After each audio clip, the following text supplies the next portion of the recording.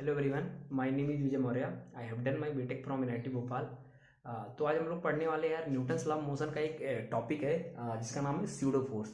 अब इस pseudo force को मैं अलग अलग नामों से जानते हैं। अब जैसे नाम से समझ में आ रहा है, pseudo force means it's a non real force, या फिर बोल सकते हो imaginary force, non real force, imaginary force,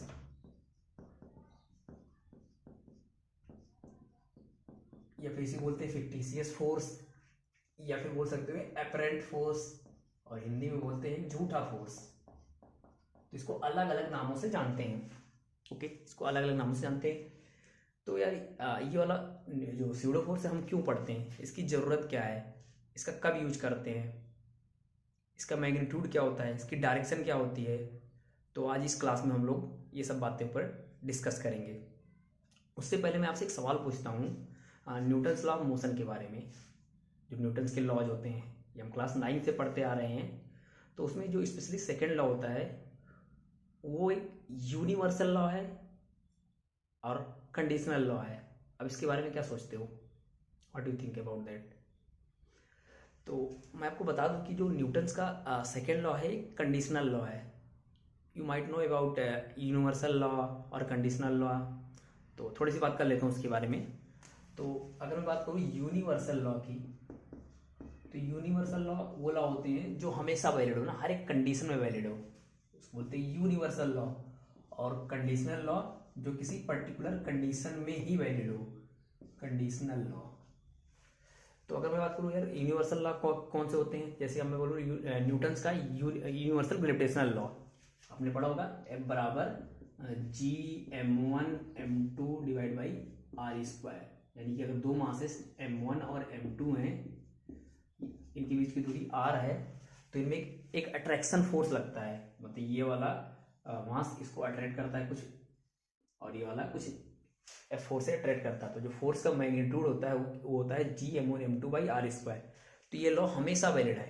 atomic level से ये बड़े बड़े प्लेनेट तक के लिए ये अच्छा खासा होल्ड करता है। मतलब ये एक यूनिवर्सल लॉ है जो हमेशा वैलिड है। और कंडीशनल लॉ क्या है, किसी पर्टिकुलर कंडीशन में ही वैलिड है। इसका एग्जांपल आप बोल सकते हो कि आप पढ़ते आ रहे होगे ओम्स लॉ, है ना, ओम्स लॉ पढ़ते आ रहे होगे, B = IR। अब ये जो ओम्स लॉ है ये सिर्फ कंडक्टर्स के लिए ही वैलिड है। और अगर प्रिसाइजली बोलूं तो बोलोगे ये ओमिक कंडक्टर्स के लिए वैलिड है, तो बोल सकते हो only for conductors, only for conductors.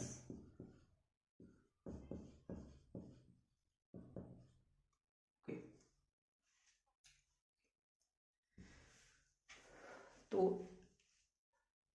जो न्यूटन्स का सेकेंड लॉ होता है वो भी क्या है, कंडीशनल लॉ है। तो न्यूटन्स का जो सेकेंड लॉ है, न्यूटन सेकेंड लॉ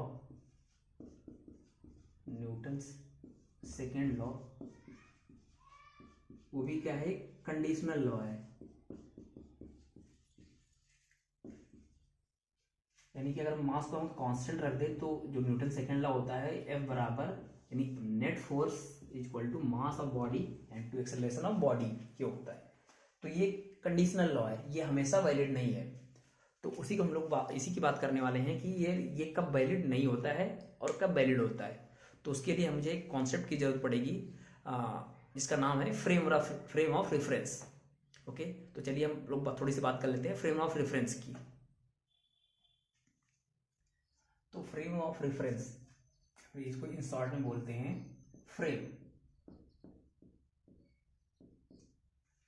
तो मैं बोलूँ फ्रेम ऑफ रेफरेंस क्या होता है। फ्रेम ऑफ रेफरेंस जहां पर कोई ऑब्जर्वर किसी बॉडी या फिर किसी पार्टिकल के मोशन को ऑब्जर्व करता है, या फिर बोल सकते हो कि यार फ्रेम ऑफ रेफरेंस एक कोऑर्डिनेट सिस्टम है जहां से कोई ऑब्जर्वर किसी बॉडी के मोशन को ऑब्जर्व करता है।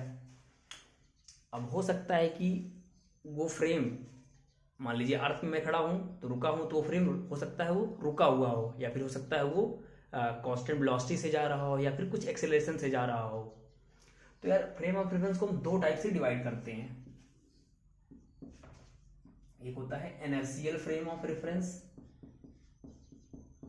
इनर्शियल फ्रेम ऑफ रेफरेंस, और दूसरा होता है non inertial frame of reference, non inertial. अब इनर्शियल में क्या होता है कि जहां पर ऑब्जर्वर क्या हो, या तो रेस्ट पे हो या फिर कांस्टेंट वेलोसिटी से मूव कर रहा हो। मान लीजिए कि एक ऑब्जर्वर है किसी कार पर, मान लीजिए बैठा हुआ है या फिर खड़ा हुआ है, यहाँ पर एक ऑब्जर्वर है। अब ये कार, मान लीजिए कार की वेलोसिटी क्या है, 0 है, यानी कि कार क्या है, रेस्ट पे है। या फिर मान लो कार की कुछ वेलोसिटी जो है वो कांस्टेंट है, ये कुछ भी हो सकता है। तो अगर ये ऑब्जर्वर कार के रिस्पेक्ट में रेस्ट पे रहे या फिर कांस्टेंट वेलोसिटी से मूव करे, तो ये, इसको मैं बोलूंगा इनर्शियल फ्रेम ऑफ रेफरेंस है। अगर ये किसी बॉडी के मोशन को ऑब्जर्व करेगा तो मैं इसको बोलूंगा इनर्शियल फ्रेम ऑफ रेफरेंस है ये।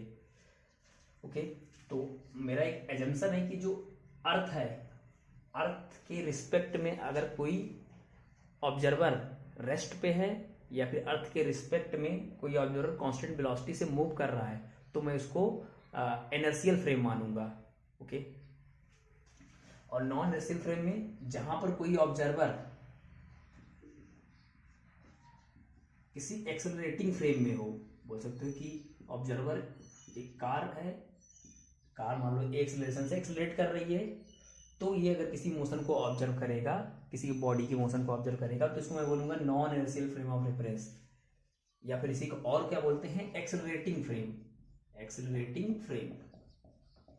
ओके, तो जो न्यूटन्स का सेकेंड लॉ होता है, इनर्शियल फ्रेम में तो होल्ड करता है, मतलब वैलिड होता है, लेकिन नॉन इनर्शियल फ्रेम में Newton's second law not valid है, नॉट वैलिड है ना। सेकेंड लॉ क्या होता है, यहाँ पर वैलिड नहीं होता, second law, Newton second law not valid है ना, वैलिड नहीं होता है। ओके, तो उसी को वैलिड कराने के लिए स्यूडो फोर्स का हम कॉन्सेप्ट इंट्रोड्यूस करते हैं। तो स्यूडो फोर्स एक टेक्निक है to validate Newton second law in non inertial frame of reference. Okay, तो चलिए देख लेते हैं कि यार न्यूटन सेकेंड लॉ कैसे वैलिड नहीं है नॉन इनर्शियल फ्रेम में। ओके,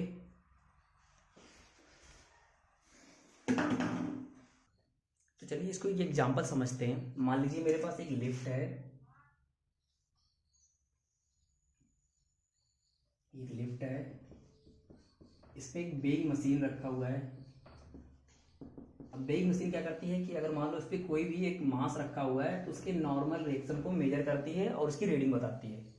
अब यार यहाँ पर मैंने दो ऑब्जर्वर को यहाँ पर बिठा दिए, किसके, लिफ्ट के अंदर और एक लिफ्ट के बाहर ग्राउंड पर। अब मान लीजिए ये लिफ्ट एक एक्सेलरेशन से मूव कर रही है ऊपर की तरफ। ओके, अब ये दोनों ऑब्जर्वर को, जो ऑब्जर्वर ए है ऑब्जर्वर बी है मान लीजिए, तो जो ऑब्जर्वर ए है और ऑब्जर्वर बी दोनों को न्यूटन्स लॉ का बेसिक आइडिया है, इनको न्यूटन्स लॉ ऑफ मोशन आता है। तो ये न्यूटन्स लॉ ऑफ मोशन का यूज करके नॉर्मल रिएक्शन की वैल्यू बताएंगे अपने अपने रिस्पेक्टिव फ्रेम में। उसके बाद फाइनली वो लोग जो वेइंग मशीन की रीडिंग है उससे क्या करेंगे, मैच कराएंगे। जिसका मैच कर जाएगा वो सही बता रहा होगा, जिसका नहीं मैच करेगा वो गलत बता रहा होगा, यानी कि उस फ्रेम में वो चीज़ें नहीं वैलिड होंगी।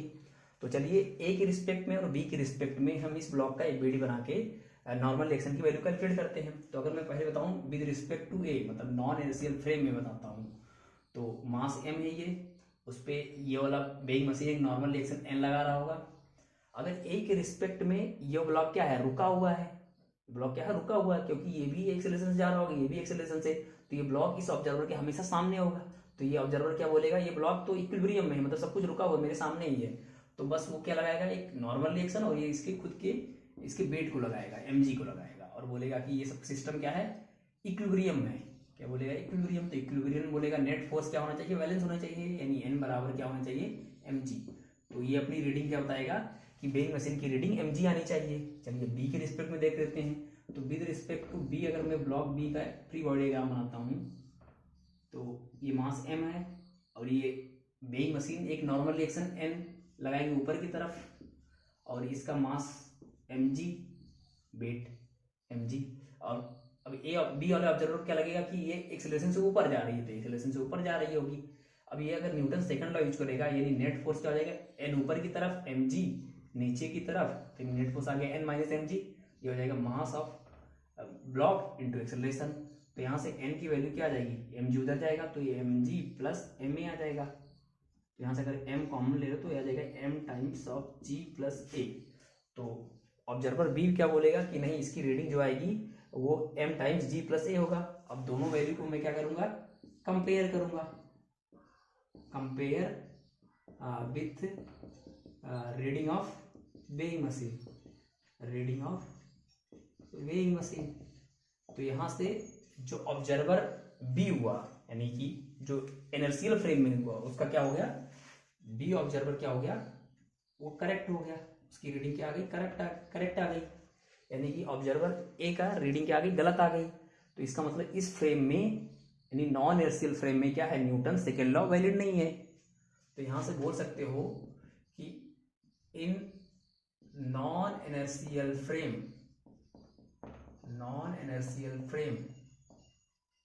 और एक्सेलरेटिंग फ्रेम,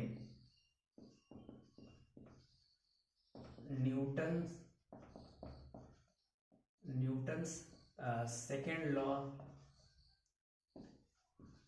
नॉट वैलिड। ठीक है, तो नॉन इनर्शियल फ्रेम में न्यूटन सेकेंड लॉ वैलिड नहीं है, तो उसी को वैलिडेट कराने के लिए हम लोग स्यूडो फोर्स को इंट्रोड्यूस किए।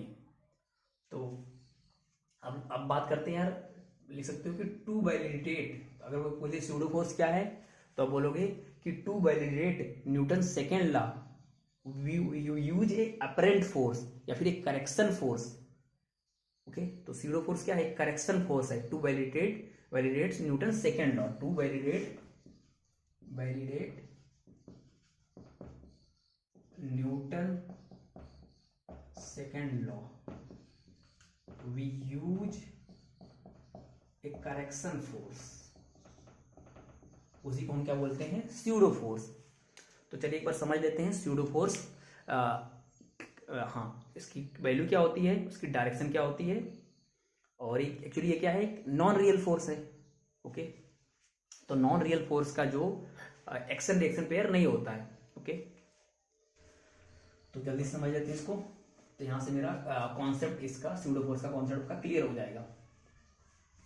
तो मैं एक नॉन इनर्शियल फ्रेम लेता हूं, मान लीजिए एक कार है, ये कुछ एक एक्सेलरेशन से मूव कर रही है। यहाँ पर मान लीजिए कोई ऑब्जर्वर इस पे खड़ा हुआ है। अब ये जो ऑब्जर्वर है, एक ब्लॉक जिसका मास m है, इसके मोशन को ऑब्जर्व कर रहा है। तो ये ऑब्जर्वर इस कार के रिस्पेक्ट में क्या हुआ है, रुका हुआ है, मानेगा अपने आप को, क्योंकि कार पे बैठा हुआ है तो कार के रिस्पेक्ट में खुद को क्या मानेगा, रुका हुआ।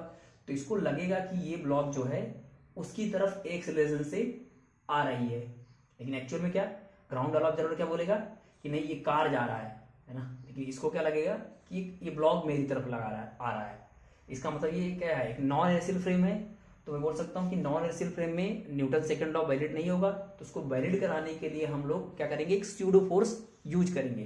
तो स्यूडो फोर्स की डायरेक्शन क्या होती है, जो तुम्हारा एक्सेलरेटिंग ऑब्जर्वर है या फिर एक्सेलरेटिंग फ्रेम है, उसके अपोजिट एक मैं स्यूडो फोर्स लगाऊंगा। किसके, जो ऑब्जर्वर, अगर मान लीजिए ऑब्जर्वर प्लस एक्स में है तो मैं फोर्स किधर लगाऊंगा, स्यूडो फोर्स माइनस एक्स में। ओके, तो opposite to the acceleration of observer, तो जिधर तुम्हारा एक्सेलरेटिंग फ्रेम मूव कर रहा होगा उसके अपोजिट तुम स्यूडो फोर्स लगाओगे। ओके, पहली बात। दूसरी बात, जो स्यूडो फोर्स की जो वैल्यू होगी, यानी मैग्नीट्यूड जो होगा, वो होगा जो ऑब्जर्वर जिस बॉडी के मोशन को ऑब्जर्व कर रहा होगा उसका मास, यानी मास of body into acceleration of accelerating frame या फिर ऑब्जर्वर। तो यहां से बोल सकते हो एक्सेलरेशन ऑफ ऑब्जर्वर। तो ये हो गया। तो स्यूडो फोर्स की जो वैल्यू हो गई वो होगी मास of body into acceleration of observer. और डायरेक्शन क्या हो गई, डायरेक्शन अगर एक्सेलरेटिंग फ्रेम की प्लस एक्स है तो इसकी क्या हो जाएगी, माइनस एक्स, यानी बोल सकते हो opposite to the direction of accelerating frame. Okay, चलिए अब इस कॉन्सेप्ट को जो हमने पढ़ा, ये मेरा क्या था, कॉन्सेप्ट था। अब आपको हर एक क्वेश्चन में ये कॉन्सेप्ट ध्यान रखना है कि ऐसे तुम्हें लगाना है। अब जो हमने लिफ्ट वाला केस किया था, उस केस में मेरा आंसर क्या आया था, mg आया था, जो कि इनर्शियल फ्रेम में क्या आया था, m times g plus a। तो उसको एक बार स्यूडो फोर्स से करते हैं, देखते हैं आंसर सही आता है कि नहीं। तो यहाँ पर मान लीजिए, यहाँ पर था क्या, अपना वेइंग मशीन था और यहाँ पर एक मास m था और ये ऑब्जर्वर था। अब ये लिफ्ट एक एक्सेलरेशन से ऊपर जा रही थी, तो ये अगर ये ऑब्जर्वर इस मास m का अगर एफबीडी बनाएगा तो एक नॉर्मल रिएक्शन वेइंग मशीन रखा, तो वेइंग मशीन का एक नॉर्मल रिएक्शन लगेगा n ऊपर की तरफ, और इस ब्लॉक का वेट नीचे, ये कुछ इस तरह। अब इस ऑब्जर्वर को क्या दिखेगा कि ये मास क्या है, रेस्ट पे है, मतलब इक्विलिब्रियम में है, इक्विलिब्रियम में दिखेगा। अब यार ये ऑब्जर्वर एक एक्सेलरेशन से ऊपर जा रहा है, तो एक स्यूडो फोर्स क्या लगाएगा, नीचे की तरफ। अब स्यूडो फोर्स की वैल्यू कितनी होगी, तो बोलोगे मास of body into acceleration of observer, तो ऑब्जर्वर की एक्सेलरेशन कितनी है, a है, ओके, और ब्लॉक का मास m है। अब ये इसको सब इक्विलिब्रियम में दिखेगा, तो इक्विलिब्रियम में सब बैलेंस कर दो, तो क्या आ जाएगा mg प्लस fv, यानी कि n बराबर आ जाएगा mg प्लस ma। अब यहां से अगर आप कंपेयर करोगे तो m times of g plus a आ गया, यानी कि जो तुम्हारा ग्राउंड वाला ऑब्जर्वर के बराबर आंसर आ रहा है। यानी कि अगर मैं नॉन रेसियल फ्रेम में हूं, तो अगर मैं एक स्यूडो फोर्स यूज करता हूं तो मेरा आंसर क्या आ जाता है, एक्चुअल आंसर से मैच कर जाता है। इसलिए बोल सकते हो कि जो न्यूटन सेकेंड लॉ है वो नॉन रेसियल फ्रेम में क्या है, वैलिड नहीं है, तो उसी को वैलिड कराने के लिए हम लोग स्यूडो फोर्स को इंट्रोड्यूस करते हैं। ओके, तो स्यूडो फोर्स एक नॉन रियल फोर्स है ना, नॉन रियल फोर्स है, नॉन रियल फोर्स है, इसीलिए इसका कोई भी एक्शन रिएक्शन पेयर नहीं होता। एक्शन रिएक्शन पेयर एग्जिस्ट नहीं करता, एक्शन रिएक्शन पेयर एग्जिस्ट नहीं करता, एक्शन रिएक्शन पेयर नहीं होता, ये नॉन रियल फोर्स है। ओके, अब यहाँ से अपना आंसर मैच कर गया, तो बस तुम्हें ये ध्यान रखना है दो बातें, कि अगर मान लो कोई एक्सेलरेटिंग फ्रेम है तो वहाँ पर न्यूटन सेकंड लॉ वैलिड नहीं होता, उसको वैलिड कराने के लिए मुझे एक स्यूडो फोर्स का कॉन्सेप्ट लगाना होगा। अब स्यूडो फोर्स, अब दूसरी बात यह है, स्यूडो फोर्स की जो डायरेक्शन होती है वो तुम्हारा एक्सेलरेटिंग फ्रेम के अपोजिट होती है। अगर मान लीजिए एक्सेलरेटिंग फ्रेम जो है प्लस एक्स में जा रहा है, एक्सेलरेट कर रहा है, तो तुम स्यूडो फोर्स माइनस एक्स में लगाओगे। और स्यूडो फोर्स की जो वैल्यू होती है, जो ऑब्जर्वर होता है उसका acceleration into mass of body, यहां से बोल सकते हो जो स्यूडो फोर्स का मैग्नीट्यूड होता है वो मास of body into acceleration of observer या फिर acceleration of frame of reference. Okay, अगर इतना आप समझ आ गया है तो आप लोग को स्यूडो फोर्स का कॉन्सेप्ट क्लियर है। चलिए, अब अगर आपको इसका कुछ एग्जांपल्स देखना है तो मैं इसका एक वीडियो बनाया हूँ जिसमें काफ़ी सारे एग्जांपल हैं, तो आपको और अच्छे से क्लियर हो जाएगा। चलिए, मिलते हैं अगले वीडियो में। Okay, thank you.